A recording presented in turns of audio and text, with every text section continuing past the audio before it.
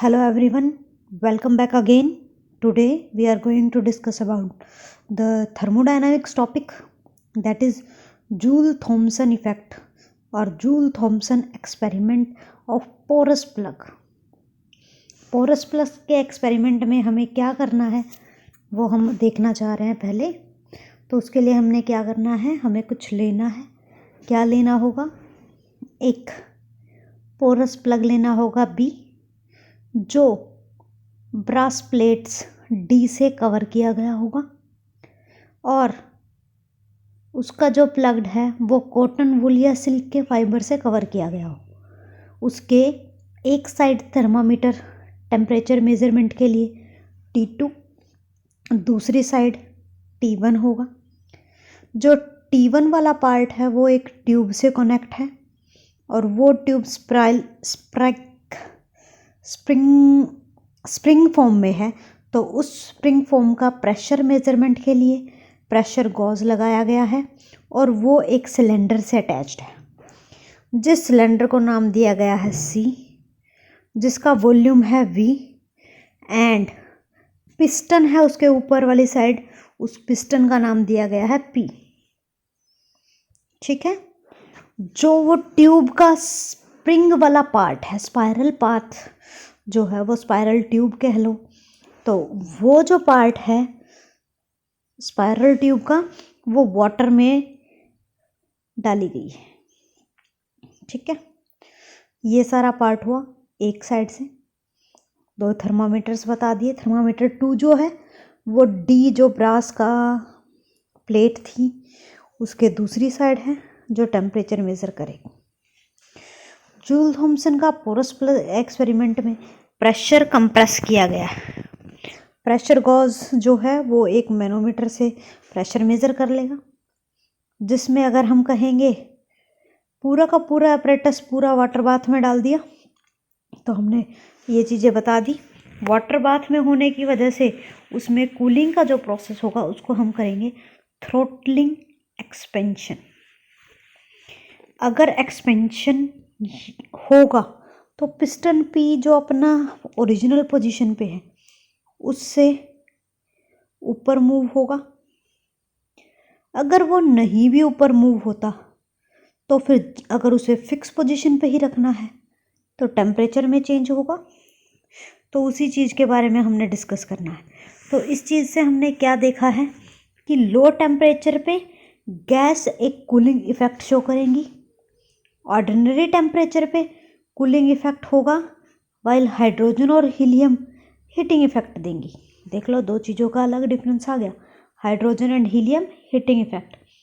और fall of temperature is proportional to the difference in pressure. Temperature जितना भी fall करेगा प्रेशर डिफरेंस से पता चल जाएगा। Pressure difference of two sides of porous plug. Greater is the difference in pressure, greater is change in temperature. आगे change in temperature per atmosphere, difference of pressure. Decrease as initial temperature, ऐसे ही increase और decrease होता है, जो decreasing का process होता है। या जो चेंज इन टेम्परेचर 0 हो जाता है तो उसको हम कहते हैं टेम्परेचर ऑफ इन्वर्सन। और उसके बाद increase in temperature instead of decrease, वहाँ पे चेंज होना शुरू हो जाएगा। तो इस एक्सपेरिमेंट्स में हमने यही देखा है कि टेम्परेचर का इन्वर्जन कब होता है, कब ये कूलिंग इफेक्ट दिखाएंगे, कब वो हीटिंग इफेक्ट दिखाएंगे, कब इन्वर्जन ऑफ टेम्परेचर होगा। तो ये हमारा पोरस प्लग एक्सपेरिमेंट का सेटअप।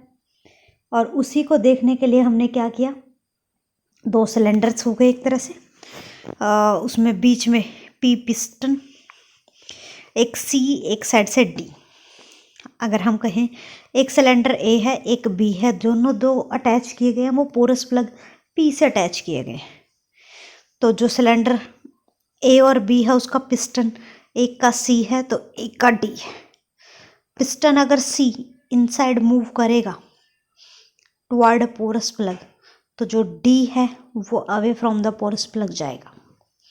इसी चीज़ को देखते हैं। तो फर्स्ट के एक साइड से अगर सिलेंडर में P1 V1 T1 temperature, pressure, volume and temperature है, तो दूसरे का P2 V2 एंड T2। अब हम कहें वर्क डन निकालना है तो work done is equal to pressure into volume.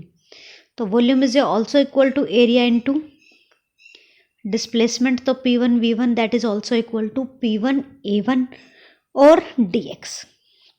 दूसरे का देखें तो P2 V2, net work done क्या होगा, चेंज इन वर्क डन, कि पहले एक ने वर्क किया दूसरे का डिफरेंस, तो नेट तो वही दिखेगा।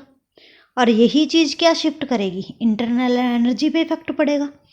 वर्क डन क्या होगा, पहली इंटरनल एनर्जी में से दूसरी इंटरनल एनर्जी माइनस कर दो, that is also equal to work done. वहां से हमें क्या पता चला, U1 plus P1 V1 is equal to U2 plus P2 V2।